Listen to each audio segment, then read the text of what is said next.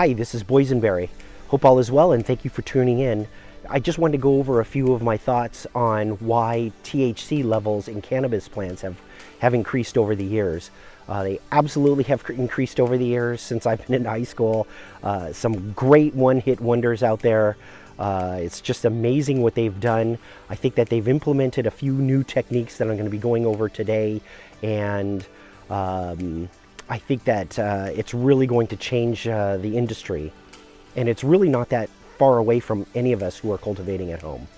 I think of THC as a sunscreen lotion for female cannabis plants. This is because they produce the resinous flowers that are able to provide the high that so many cannabis consumers desire. It's found practically everywhere in the plant, including the leaves, in small amounts, but it's concentrated in protecting its babies where the flowers and the buds are. Cannabis plants produce trichomes which act as protectors, the self-defense mechanism of the valuable fruit it provides.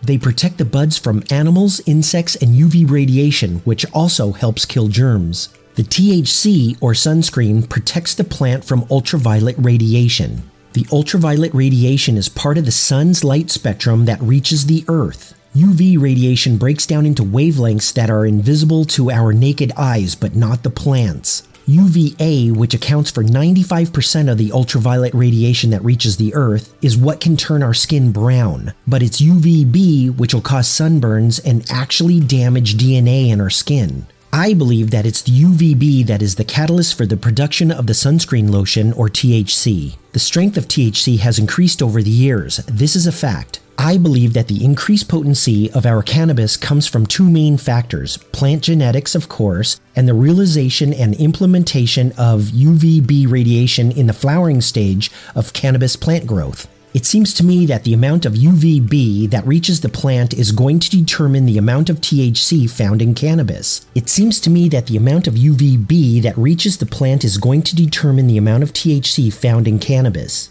In this map of the world that indicates the UVB intensities, notice that the places with extreme UVB is identical where naturally high THC producing cannabis comes from. Notice the map reveals only 3 major continental areas to reach such highs: Australia, Eastern China, Tibet, in Central Africa at the intersection of Sudan and Chad, in southern Egypt. But also notice that Australia is the largest, making it the world's sunniest country and one of the best places on Earth to produce solar energy. Unfortunately, it has one of the highest rates of melanoma also. Australia has one of the highest natural THC concentrations in the world. We can also see that there's no high-intensity UVB peaks, or very many of them, in Canada, United States, or in Northern Europe. This leads me to believe that UVB is a catalyst. Have cannabis plants in Australia evolved proficiency to produce the THC protective sunscreen, or do all cannabis strains have this ability to protect themselves with THC if exposed to and distressed with UVB radiation? Cannabis did not originally come from Australia, yet it produces naturally high amounts of THC.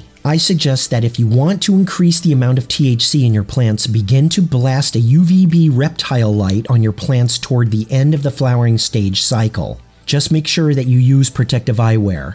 Anyway, I hope you liked the video and found it interesting. Please click the like button, share this video with your friends, and subscribe to this channel. The best is yet to come. I'll see you guys next time.